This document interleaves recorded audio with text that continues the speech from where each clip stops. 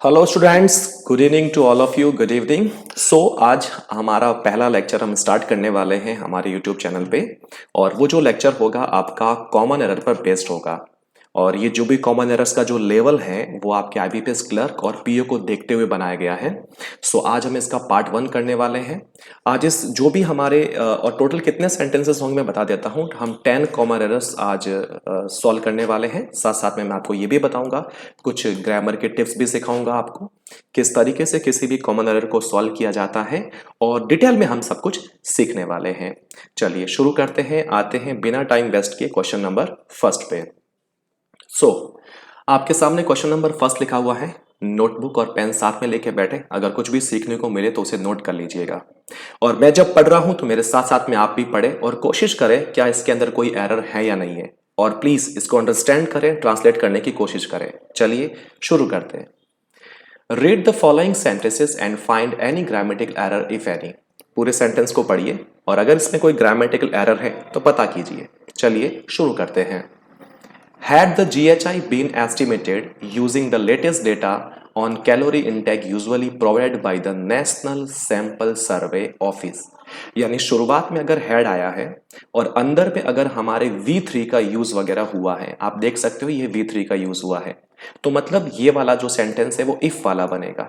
Clear? If मतलब इसकी शुरुआत में या तो यदि बोला जाएगा या फिर उसकी शुरुआत में अगर बोला जाएगा। डन।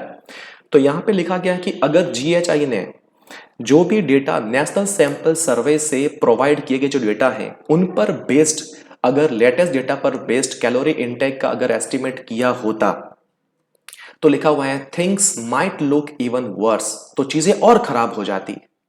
अब एक बात बताता हूं, जब कभी भी अगर हम इफ से सेंटेंस शुरू करते हैं और इफ वाले सेंटेंस में अगर हमारे हेड के साथ वर्ब की थर्ड फॉर्म आ जाती है तो हमेशा याद रखें जो बाद वाला आपका सेंटेंस होगा उसमें आपके सब्जेक्ट के बाद या तो क्या आएगा, वुड आएगा, या फिर क्या आएगा, कुड आएगा, और या फिर क्या आएगा आपके माइट आएगा। देन उसके बाद में आपको हैव लगाना है। अब जैसे ही आप हैव लगाओगे उसके बाद जो भी वर्ब आएगी वो थर्ड फॉर्म में आनी चाहिए। मतलब ये दोनों सेंटेंस का स्ट्रक्चर आप ठीक से देख लीजिए। कैसे? एक में हैव के साथ V3 तो दूसरे में वुड कुड माइट के साथ हैव और V3, ये एक साथ में चलेंगे।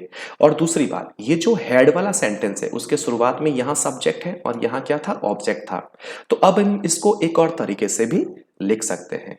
इसको दूसरा तरीका क्या है लिखने का, शुरुआत में हेड लिख दीजिए आप, उसके बाद इफ को हटा दीजिए, फिर कौन बचा, सब्जेक्ट, फिर V3 बचा, और उसके बाद क्या बचा, ऑब्जेक्ट बचा हमारा। राइट?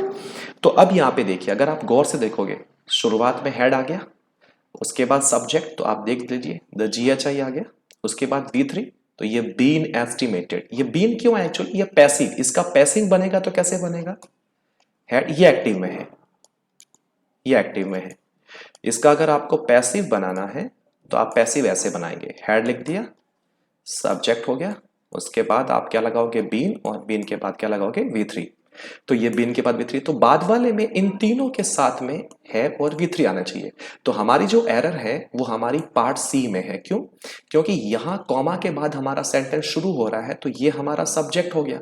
उसके बाद आप गौर से देखोगे कि माइट लुक आया है, तो ये गलती है। तो माइट लुक की जगह क्या होना चाहिए था यहाँ पे, ये देखो माइट आ गया, उसके बाद हैव, ये हमने हैव लिख दिया, उसके बाद V3, तो यहां पे लुक्ड हो जाएगा। So that is the error, तो यहां पे ये गलती है। दूसरी बात, ये जो हमारा सेंटेंस है इसे कंडीशनल सेंटेंस कहा जाता है। कौन सा सेंटेंस कहा जाता है इसे, कंडीशनल, यानी इसके अंदर एक शर्त होती है। याद रखना, जिसमें इफ लगा हुआ है उसमें शर्त होगी और दूसरे वाले में उसका रिजल्ट होगा। क्लियर? पूरी बात समझ में आ गई? तो इस पार्ट में ये एरर है। चलिए अब हम देखते हैं इस पूरे का ट्रांसलेशन क्या होता है।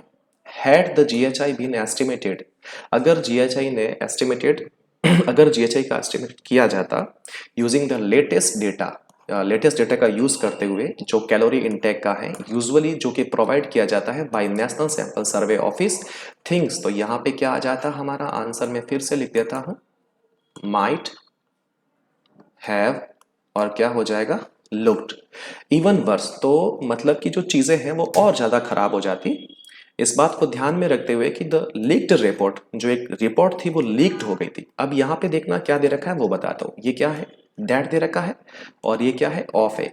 इन दोनों के बीच में क्या आया, द लीक्ड रिपोर्ट।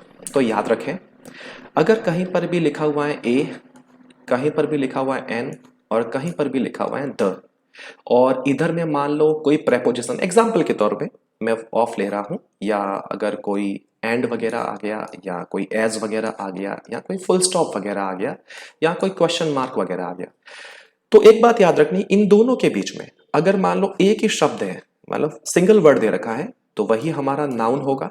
और अगर डबल वर्ड्स दे रखे हैं तो लास्ट वाला नाउन होगा और आगे वाला हमारा क्या होगा, एडजेक्टिव। और मान लो 3 वर्ड्स अगर दे रखे हैं तो आगे वाला क्या होगा, नाउन, उसके ठीक यानी पीछे वाला नाउन, उसके ठीक आगे वाला एडजेक्टिव, और एडजेक्टिव के आगे वाला फिर से क्या होगा, या तो एडजेक्टिव या एडवर्ब। ऐसा जरूरी नहीं है कि एडवर्ब आए, दोनों एडजेक्टिव आ सकते हैं, लेकिन यह जरूरी है कि एडजेक्टिव के ठीक आगे वाला जो भी होगा वो या तो एडजेक्टिव होगा या एडवर्ब होगा, और नाउन के ठीक आगे वाला वो हमेशा एडजेक्टिव होगा। बस आपको यह याद रखना है। तो इन शॉर्ट में बताऊं, हमेशा लास्ट वाला शब्द हमेशा नाउन होता है, और आगे वाले जो शब्द हैं वो एडजेक्टिव या एडवर्ब होते हैं। क्लियर, समझ में आ गया, क्लियर, ओके। तो यहां पे हम देख सकते हैं कि ये आर्टिकल द आया और ये प्रेपोजिशन आया, तो कितने शब्द है, सॉरी ये द आया, इसके बाद 2 शब्द दे गए, तो रिपोर्ट हमारा क्या हो गया, नाउन हो गया, और लीक्ड क्या हो गया, यहां पे ये एडजेक्टिव का काम कर रहा है। ठीक है, तो लीक रिपोर्ट नहीं बोलेंगे, लीक्ड बोलेंगे। इसको थोड़ा सा मैं डिटेल में समझाता हूं कि जो लीक्ड है ये एडजेक्टिव कैसे बना, चलो उसको भी सीखते हैं। देखिए एक्चुअल में क्या होता है, जैसे यहां पे लिखा हुआ है डेवलप, क्या लिखा हुआ है, डेवलप लिखा हुआ है।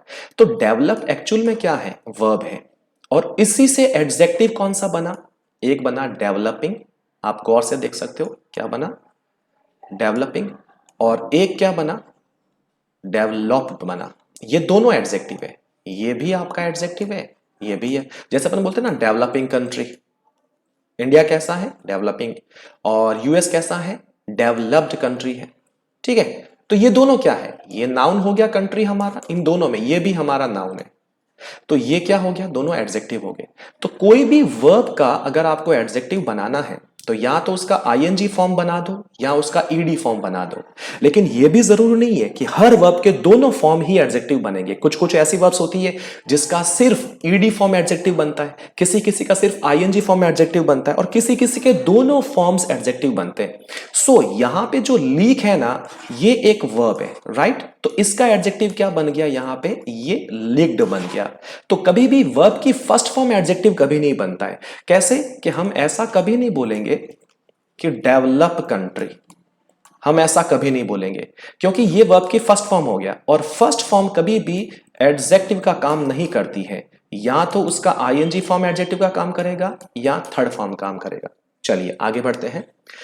फिर उसमें ऐसा कहा गया कि जो एक रिपोर्ट है जो 2019 की वो लीक हो गई थी, उसमें इंडिकेट किया गया कि जो कंजप्शन एक्सपेंडिचर है भारत में वो कम हो गया। डिक्लाइन मतलब होता है कम, लेस हो जाना, गिर जाना, कम हो जाना। कितने परसेंट से हो गया, 4% से। कब हुआ, बिटवीन 2011, 12 एंड 2017-18। एक और बात यहाँ पे याद रखने लायक ये है कि जब कभी भी अगर बिटवीन का यूज किया जाता है तो बिटवीन के बाद जो भी चीजें दी जाती है उनके बीच में हमेशा एंड का यूज होता है। सो ये था हमारा क्वेश्चन नंबर फर्स्ट। चलिए बढ़ते हैं आगे। तो एक बार मैं फिर से बता देता हूं, कंडीशनल सेंटेंस आप लोग थोड़ा सा दिमाग में याद रखें, ठीक है, अच्छे से आपको याद करना है इसको, और लिख भी लीजिएगा इसको।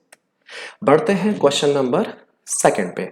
क्या लिखा हुआ है, यहां पे लिखा गया है दे इंक्लूड पॉवर्टी, यानी उसमें पॉवर्टी इंक्लूड है, डीपनिंग इनइक्वालिटी है, बहुत ज्यादा असमानता है, राइजिंग अनएम्प्लॉयमेंट बढ़ते हुए बेरोजगारी है, अग्रेरियन स्ट्रेस है, एग्रीकल्चरल स्ट्रेस है, जिसे एग्रेरियन मतलब एग्रीकल्चरल, ठीक है, stress, aggravate bye climate change, जो क्लाइमेट चेंज की वजह से मतलब कि ये स्थिति और खराब हो गई एग्रीकल्चर की, एज वेल एज साथ ही साथ उसमें और क्या इंक्लूड है, ग्लेयरिंग लीकेज।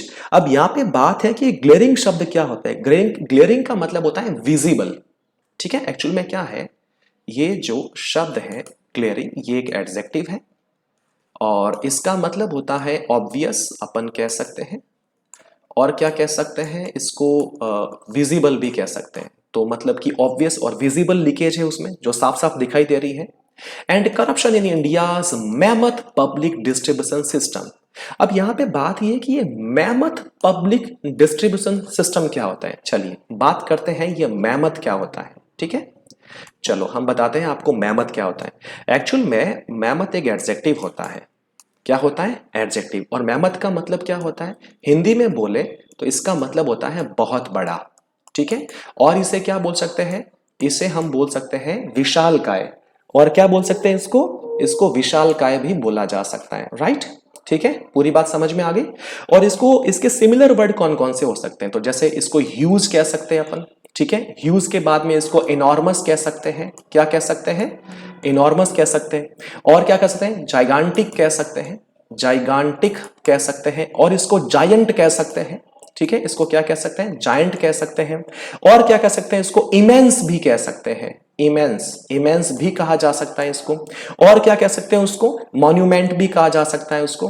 मॉन्यूमेंट भी कहा जा सकता है इसको। ठीक है, और क्या कहा जा सकता है इसको? हरक्यूलिन भी कह सकते हैं अपन। क्या सकते हैं? हरकुलिन भी कह सकते हैं इसको। तो ये सारे सिमिलर वर्ड्स आप याद कर लें, हो सकता है किसी क्लोज टेस्ट में ये सारे सिमिलर वर्ड आपसे पूछे जा सकते हैं। ठीक है, चलिए तो अब हम बताते हैं इसके अंदर एरर क्या है। तो एरर जहां तक बात है तो एरर हमारी यहां पे है, इस वाले शब्द में एरर है। एरर क्यों है वो बताता हूं, जरा ठीक से देखिएगा। इसके ठीक आगे क्या लिखा हुआ है? बाय लिखा हुआ है। तो रूल ये कहता है जब किसी भी सेंटेंस में बाय लिखा हो तो उसके बाद में जो भी हमारी वर्ब आती है वो 99% कौन सी फॉर्म में आती है? थर्ड फॉर्म में आती है। कैसे, मैं बताता हूं। जैसे मैंने लिखा दिस बुक वॉज, और आगे लिखा गया है रिटन बाय मी। तो यहां पे देखो ये क्या आ गया? रिटन आया। हाँ या ना, समझ में आया? तो बाय जब भी अगर आप लिखोगे तो बाय के पहले जहां तक हो सके आप वर्ब की थर्ड फॉर्म का यूज करें। तो यहां पे क्या हो जाएगा? यहां पे एग्रावेटेड हो जाएगा। क्या हो जाएगा? एग्रावेटेड। और एग्रावेटेड मतलब क्या होता है? बढ़ा देना उसको और ज्यादा। सॉरी, मैंने स्पेलिंग थोड़ी यहां पे गलत लिख दी है, एग्रावेटेड लिख दिया। ठीक है, इसका मतलब होता है तेज कर देना और ज्यादा बढ़ा देना उसको। ठीक है, चलिए तो एक बार इसको वापस फिर से ट्रांसलेट करते हैं। क्या लिखा हुआ है? दे इंक्लूड, यानी उसमें पॉवर्टी शामिल है, बहुत ज्यादा इनइक्वालिटी शामिल है, बढ़ता हुआ बेरोजगारी उसमें शामिल है, और जो अग्रेरियन यानी जो हमारी एग्रीकल्चर स्ट्रेस है वो भी बढ़ गई है क्लाइमेट चेंज की वजह से। साथ साथ में ऑब्वियस लीकेजेस भी नजर आ रहे हैं, करप्शन भी है इन इंडिया, भारत के बहुत बड़े पब्लिक डिस्ट्रीब्यूशन सिस्टम के अंदर। सो हमारी एरर किस में है? तो हमारी एरर हम कहेंगे पार्ट सी में है, और यहां पे एग्रावेटेड हो जाएगा। सो ये था हमारा क्वेश्चन नंबर सेकंड। चलिए बढ़ते हैं हम लोग क्वेश्चन नंबर थर्ड की ओर। थर्ड में क्या लिखा हुआ है? With the closure of schools, यानी स्कूलें बंद है, तो आगे लिखा गया है कि mid day meals were either not delivered not the dry rations for one child were share by entire families. यहां पे लिखा गया है कि स्कूलें बंद है, तो उसमें क्या हुआ कि जो मिड डे मील्स था उनको ना ही डिलीवर किया गया, और ना ही जो ड्राई राशन है जो एक बच्चे के लिए होता है उसको फैमिली के द्वारा शेयर किया गया। अब जहां तक बात है इसमें एरर की, तो मैं बताता हूं इसमें एरर कहां है। देखिए, एरर समझाने से पहले मैं आपको एक कॉन्सेप्ट सिखाता हूं। कॉन्सेप्ट ये कहता है, हमेशा याद रखें, कॉन्सेप्ट ये कहता है कि अगर आपने नीदर का इस्तेमाल किसी सेंटेंस में किया, ठीक है, तो उस सेंटेंस में फिर से कोई नॉट वगैरह का इस्तेमाल नहीं होगा, और नीदर के साथ क्या आता है? नॉर आता है। लेकिन अगर आपने नॉट का इस्तेमाल किया है तो फिर वहां पे नीदर की जगह आप क्या लिखोगे? ईदर, और ईदर के साथ में हमेशा क्या आता है? और का इस्तेमाल आता है। तो इन शॉर्ट में ये कह सकता हूं कि नीदर के साथ फिर से किसी नेगेटिव शब्द का इस्तेमाल नहीं होता है, लेकिन ईदर के साथ आप नॉट यानी नेगेटिव शब्द का इस्तेमाल कर सकते हो। तो अगर आप गौर से देखोगे तो हम एक एक चीज को चेक करते हैं। पहले देखो, with the closure of schools का हिंदी मतलब होता है स्कूल बंद होने की वजह से। मिड डे मील्स, तीन शब्द एक साथ में है, तो लास्ट वाला हमारा नाउन हो गया, और कैसा है? मील्स यानी प्लूरल। तो देखो आप, वर्ब प्लूरल आ गई, वर आ गई, यहां पे इधर आ गया, इधर के साथ में नॉट आ सकता है, और वर के बाद देखो डिलीवर्ड V3, मतलब ये पैसिव में बना हुआ है। ठीक है, हमेशा याद रखें, मैं बता देता हूं आपको, इज, आर, वॉज, वर, इनके साथ में अगर कभी भी V3 में लिखा जाता है तो याद रखें वो क्या बनता है? वो पैसिव बनता है। तो यहां तक भी सही है। अब गलती कहां है वो बताता हूं। देखिए, गलती यहां पे ये है कि ये जो नॉट है इसके साथ तो इधर आता है, इधर के साथ नॉट भी आता है, लेकिन नॉर नहीं आएगा, यहां पे और आएगा, क्योंकि कॉम्बिनेशन क्या कहता है, कॉम्बिनेशन ये कहता है कि इधर के साथ आप नेगेटिव शब्द का यूज कर सकते हो, और हमको पता है इधर के साथ कभी भी नॉर नहीं आता है, क्या आता है, और का यूज किया जाता है। समझ में आ गई बात। अब उसके बाद देखिए, फिर से वापस पढ़ते हैं। अब इस नॉर और के बाद एक सेंटेंस नया शुरू हुआ, क्या लिखा हुआ है, द ड्राई राशंस फॉर। देखो ये प्रेपोजिशन आ गया, ये आर्टिकल आ गया, बीच में कितने शब्द आए, दो, तो लास्ट वाला क्या होगा, नाउन, आगे वाला क्या हो जाएगा, एडजेक्टिव।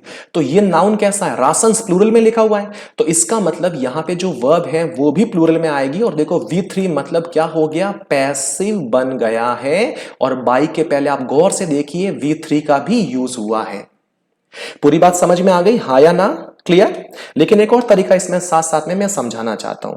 देखिए कैसे, तरीका यह है कि देखो इस नॉर के बाद सेंटेंस शुरू हुआ ना, तो यहां से लगाकर यहां तक इस पूरे को अगर आप गौर से देखोगे, इसके बाद में यहां वर्ब आई, ये वर्ब है, तो मतलब ये पूरा किसका हिस्सा हो गया, सब्जेक्ट का। अब बात दिक्कत ये आती है कि जब ये सब्जेक्ट का हिस्सा है, तो हमारी जो ये वर्ब है ना, ये किसके अकॉर्डिंग आई, कोई तो एक आधा नाउन ऐसा होगा जिसके अकॉर्डिंग ये वर्ब आई है।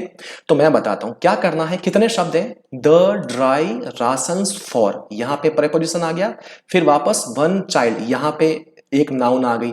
तो हमें क्या करना है, कोई भी जो प्रेपोजिशन होता है, वो भी पहला फर्स्ट नंबर प्रेपोजिशन, उसके ठीक पहले में हमारा जो नाउन है उसी के अकॉर्डिंग वर्ब आएगी। तो हमको पता है यहां पे क्या लिखा हुआ है, द, यहां पे क्या है हमारा प्रेपोजिशन फॉर, बीच में क्या है, दो शब्द, कौन कौन से हैं, ड्राई और राशंस। मैंने क्या बोला, प्रेपोजिशन के पहले जो नाउन होता है, तो ये तो एडजेक्टिव है और ये हमारा नाउन है, तो इसी के अकॉर्डिंग यहां पे हमारी वर्ब आएगी। और राशंस किस में है, प्लूरल में लिखा हुआ है, दैट्स व्हाई यहां पे क्या आ गया, वर आ गया। क्लियर, आई होप ये आपको सब कुछ समझ में आ रहा है। चलिए आगे बढ़ते हैं क्वेश्चन नंबर 4 पे। क्या लिखा हुआ है, इंडिया मस्ट री इमेजिन, इंडिया को फिर से सोचना चाहिए, री इमेज करना चाहिए, किसको, पॉलिसी इंटरवेंशंस को। इंटरवेंशन मतलब इन्वॉल्वमेंट को, यानी जो इंडिया की जो पॉलिसी इंटरवेंशन है, इन्वॉल्वमेंट है, उसको इंडिया को फिर से री इमेजिन करना चाहिए, under light of concerns raised by GHI specially against pandemic induce. Induce मतलब क्या होता है, बढ़ा देना, गिव राइज, इसका मतलब क्या होता है, give rise. To give rise मतलब हिंदी में बोले तो क्या होता है, बढ़ावा देना, बढ़ावा देना या बढ़ा देना। न्यूट्रिशन इनसिक्योरिटी, तो यहां पे देखिए मैं पहले बताता हूं एरर कहां है। हमेशा एक बात याद रखें, एक फ्रेज होती है जिसे बोला जाता है इन, और उसे बोला जाता है in light of. In light of क्या होता है, एक फ्रेज होती है, क्या होती है, एक फ्रेज होती है। और इन लाइट ऑफ का मतलब क्या होता है, इन लाइट ऑफ का मतलब होता है कंसीडरिंग। क्या मतलब होता है, कंसीडरिंग, यानी हिंदी में बोले तो इसका मतलब क्या होता है, ध्यान में रखते हुए। क्या बोलेंगे, ध्यान में रखते हुए। तो यहां पे एक्चुअल में क्या होगा, ये अंडर लाइट ऑफ नहीं होगा, यहां पे इन लाइट ऑफ होगा। तो यहां पे लिखा हुआ है कि इंडिया को अपना जो पॉलिसी इंटरवेंशन है उसको री इमेजिन करना चाहिए, ध्यान में रखते हुए। किस चीज को ध्यान में रखते हुए, कंसर्न्स रेज्ड बाय जीएचआई, जो जीएचआई ने कंसर्न्स को रेज किया है, जो चिंता बताई है, जो चिंता जाहिर की है, कंसर्न्स मतलब होता है चिंता, जो चिंता जीएचआई ने जाहिर की है, खास तौर से किसके खिलाफ, पेंडेमिक इंड्यूस, पेंडेमिक ने जो बढ़ा दिया है न्यूट्रिशन इनसिक्योरिटी को, उसके खिलाफ उसने जो एक चिंता जाहिर की है, तो इंडिया को उसको री इमेजिन करना चाहिए, उसको फिर से उसके बारे में सोचना चाहिए। तो हमारी एरर कहां पे है, हमारी एरर यहां पे है कि इन लाइट ऑफ होता है, कभी भी अंडर लाइट ऑफ नहीं होता है। कंसीडरिंग भी बोल सकते हैं इसको, कीप इन माइंड भी बोल सकते हो आप, क्या बोल सकते हो, कीप इन माइंड, ये भी बोल सकते हो आप।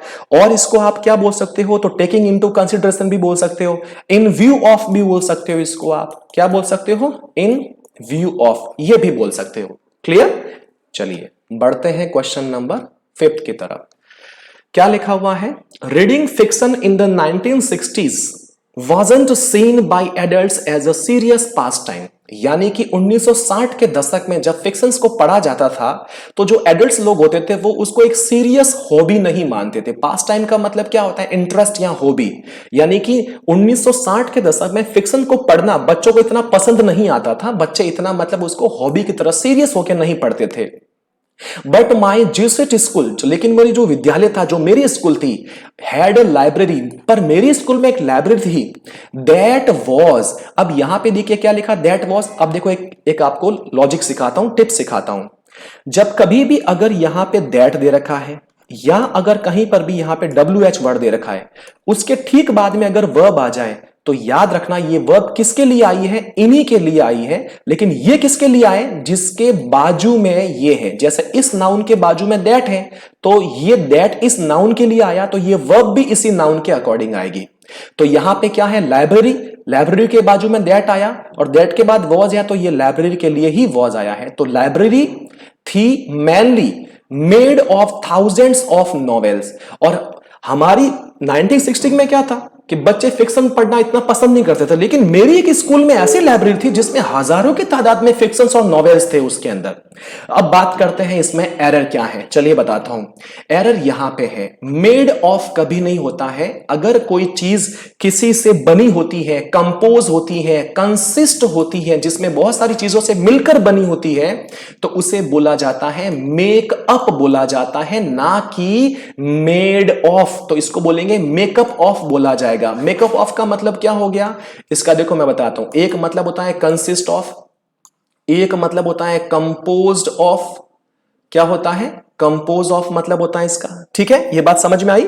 और इसको क्या बोल सकते हैं अपन, कंप्राइज बोल सकते हैं, कंप्राइज बोल सकते हैं। तो इसका मतलब ये हुआ कि हमारे स्कूल में एक लाइब्रेरी थी जो कि हजारों की तादाद में नॉवेल से भरी हुई थी। तो मेकअप ऑफ का मतलब होता है किसी चीज से भरा हुआ होना, उसके अंदर बहुत सारी चीजें मिक्स, उसके अंदर इंक्लूड होना। तो हमेशा क्या करना है, वहां पे मेड ऑफ नहीं करना है। अब मेड है, ऑफ है, बस बीच में क्या लगाना है, अप लगाना है, तो मेड अप ऑफ हो जाएगा उसमें। क्लियर। चलिए बढ़ते हैं अगले क्वेश्चन की तरफ। क्या लिखा हुआ है, नंबर 6, आई ग्रू अप एज्यूमिंग। आई ग्रू अप, मैं बड़ा हुआ, उम्र में बड़ा हुआ, एज्यूमिंग ये मानते हुए, दैट का मतलब कि ऑल स्कूल लाइब्रेरीज, यहां पे ऑल स्कूल लाइब्रेरीज, तो हमारे यहां पे जो नाउन है वो लाइब्रेरीज है, इसके अकॉर्डिंग हमारी वर्ब आएगी वर, क्योंकि ये प्लूरल में है। तो मैं ये मानते हुए बड़ा हुआ हूं कि जो जितनी भी स्कूल्स की लाइब्रेरी होती है वर लाइक माइन, यानी वो ऐसा लगता है जैसे मेरी स्कूल की लाइब्रेरी है सारी के सारी। माइन मतलब my, my plus noun is equal to mine होता है। तो मैं यही मान के चला हूं कि जितनी भी स्कूल्स की लाइब्रेरी है ना, वो सारी मेरी लाइब्रेरी है।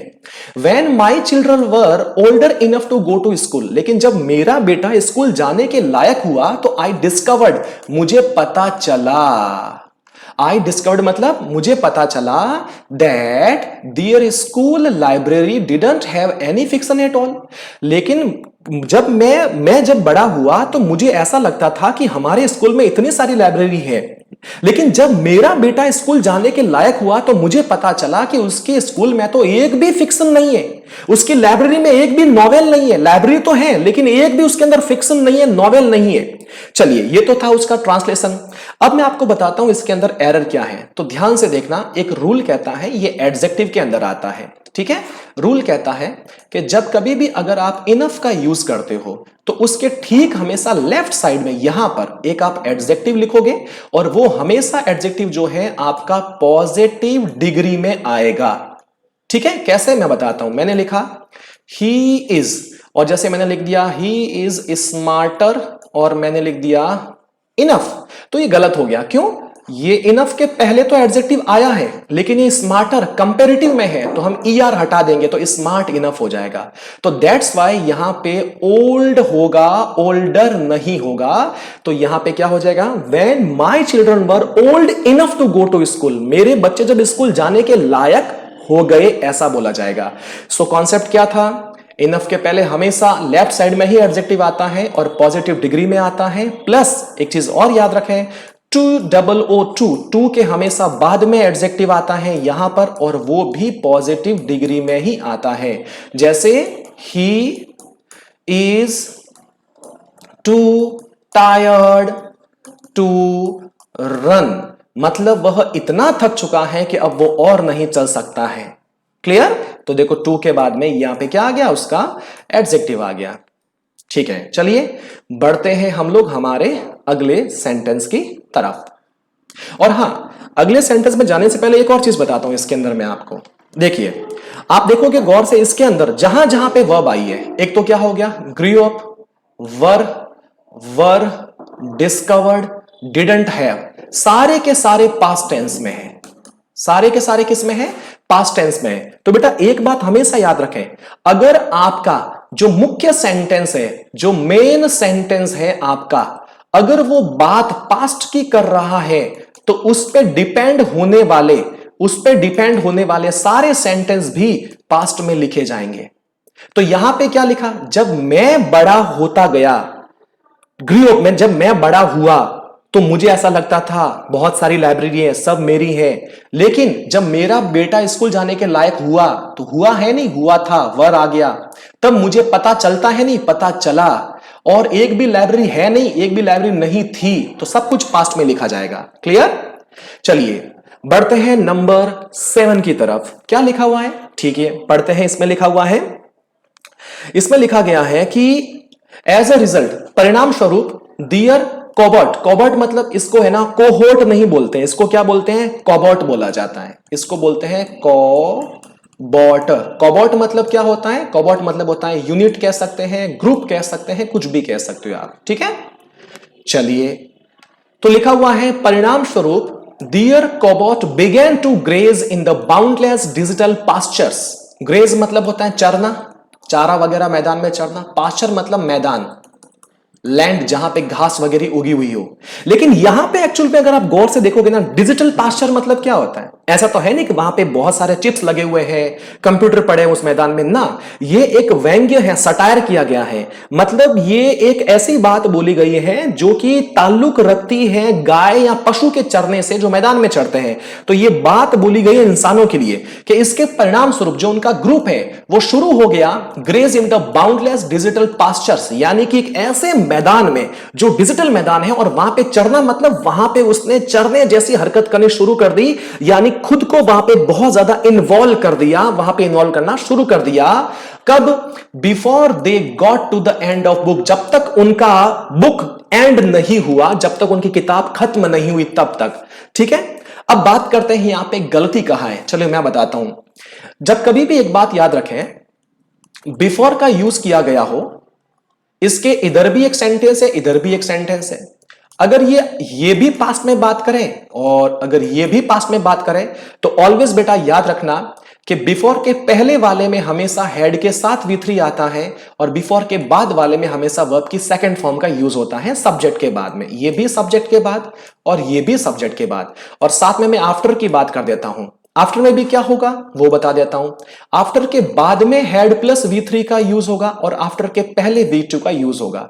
कब? जब दोनों पास्ट में हो। लेकिन एक बात हमेशा याद रखना, मैं आपको एक लॉजिक बताता हूं, ये कब अप्लाई होगा, जब आपके पास्ट में यानी भूतकाल में कोई भी दो इवेंट हुए हो। क्या हुए हो? कोई भी दो इवेंट्स हुए हो जो सिर्फ एक बार हुए हो, रोज डेली यानी रूटीन बेस पे ना हो रहे हो, रूटीन पे नहीं हुए, कभी कभार ही दो इवेंट हुए हैं, तो इसमें क्या होगा, जो इवेंट पहले होगा उसको हेड से लिखा जाता है, जो पहले होता है उसको हेड से लिखा जाता है, और जो बाद में होता है उसको V2 से लिखा जाता है।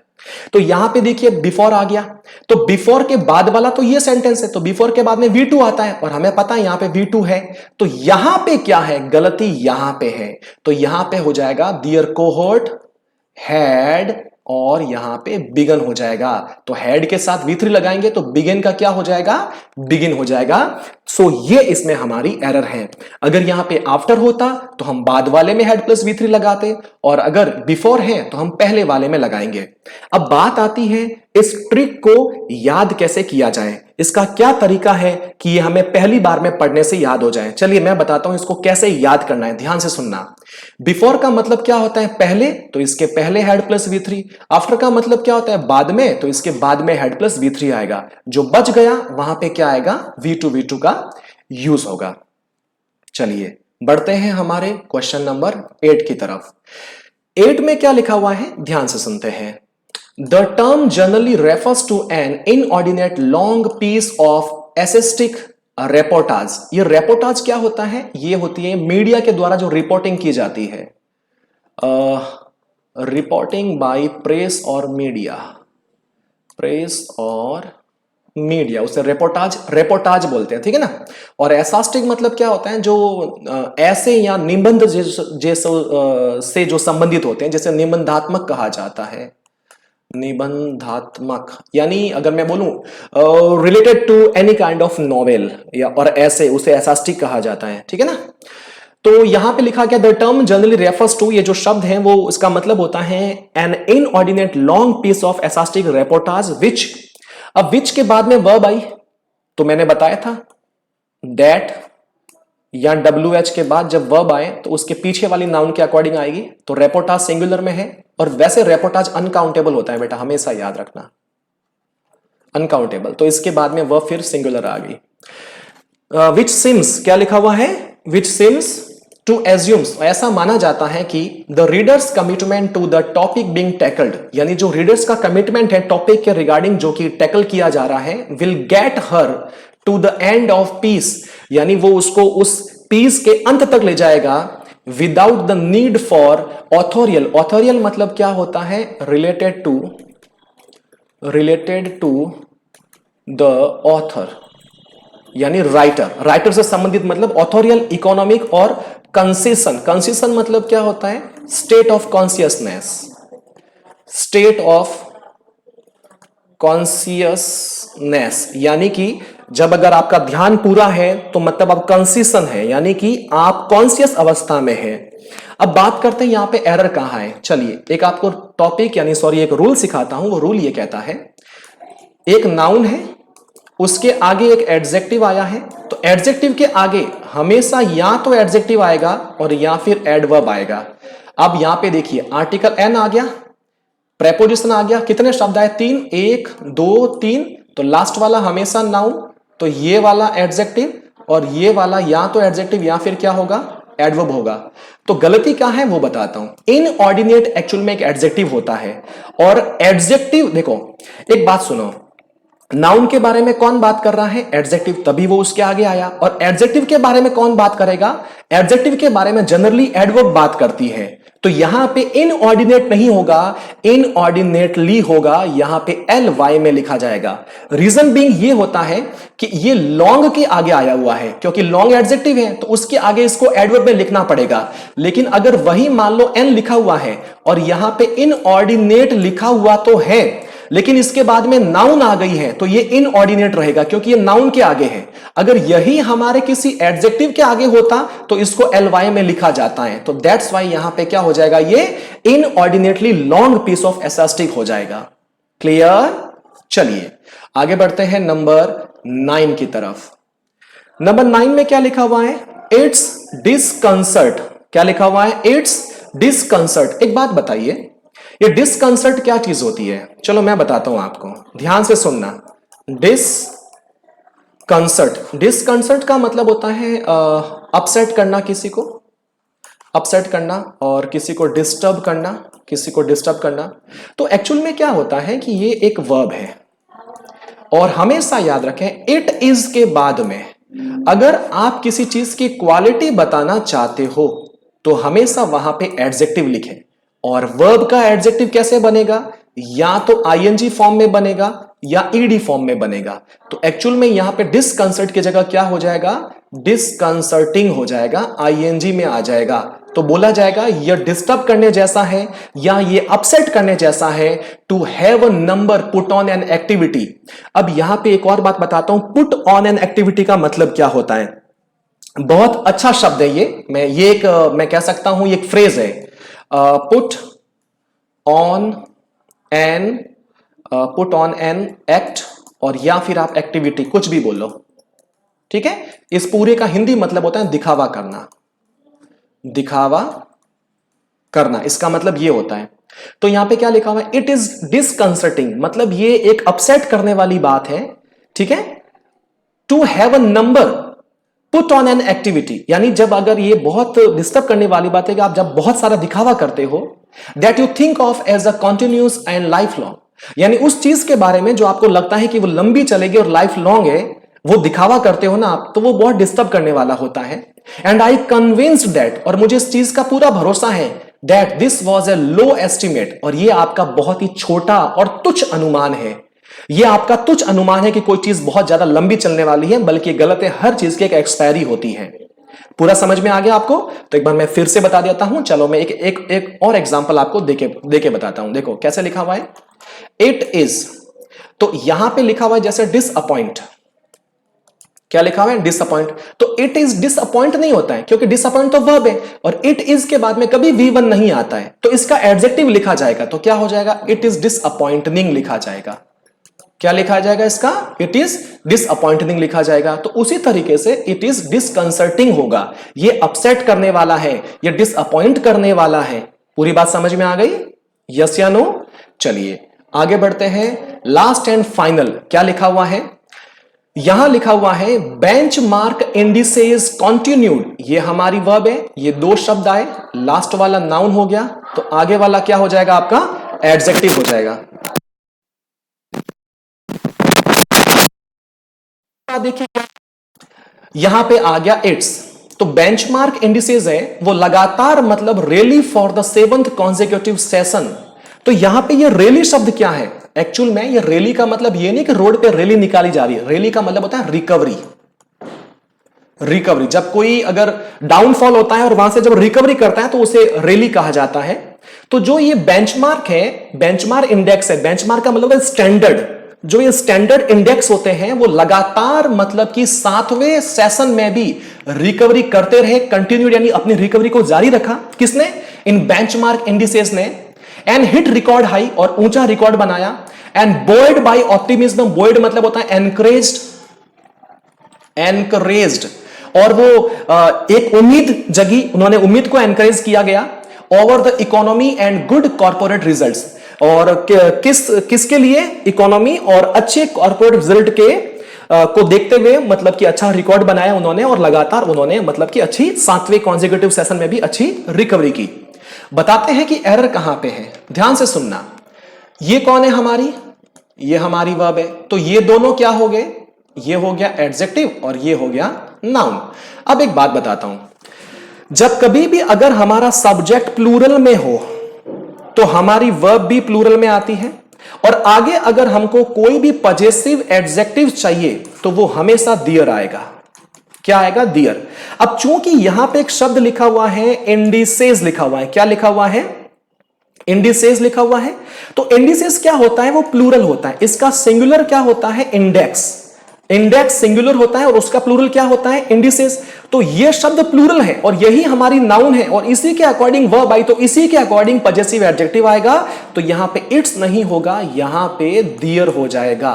क्या होगा? यहां पे दियर हो जाएगा। लेकिन एक और चीज मैं साथ साथ बता दूं कि अगर हमारा सब्जेक्ट सिंगुलर है तो हमारी वर्ब भी सिंगुलर आएगी, और आगे आने वाले पजेसिव एडजेक्टिव जो है, याद रखना इन तीन में से एक आएगा, या तो हिज, या हर, और या फिर इट्स आएगा। लेकिन वहीं अगर हमारा सब्जेक्ट प्लूरल है, वर्ब भी प्लूरल आएगी, तो आगे आने वाला जो हमारा पजेसिव एडजेक्टिव है वो हमेशा यहां पे दियर आएगा। क्लियर? पूरा समझ में आ गया?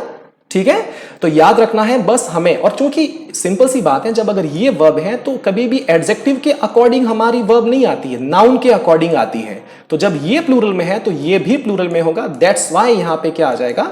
दियर आ जाएगा। सो स्टूडेंट्स, ये था हमारा आज का सेशन, और उम्मीद करता हूं ये पहला सेशन है हमारा कॉमन एरर्स का। अगर आपको ये अच्छे से पसंद आया है तो कमेंट बॉक्स में जितने भी बच्चे देख रहे हैं, आप सब लोग कमेंट बॉक्स में लिखिए, और ये भी लिखिए कि सर और भी बहुत सारे वीडियोस बनाएं, और इस वीडियो के बारे में लिखिए ये वीडियो आपको कितना पसंद आया, इसमें कौन सी कमी रह गई, कैसा था, क्या नहीं था, आगे क्या करना चाहिए, अपने सारे सजेशंस के अंदर लिख सकते हैं। चलिए, गुड लक, और उम्मीद करता हूं बहुत जल्दी आपका सिलेक्शन हो। IBPS क्लर्क और IBPS PO आप अच्छे से क्रैक करें। Thank you so much, goodbye, take care.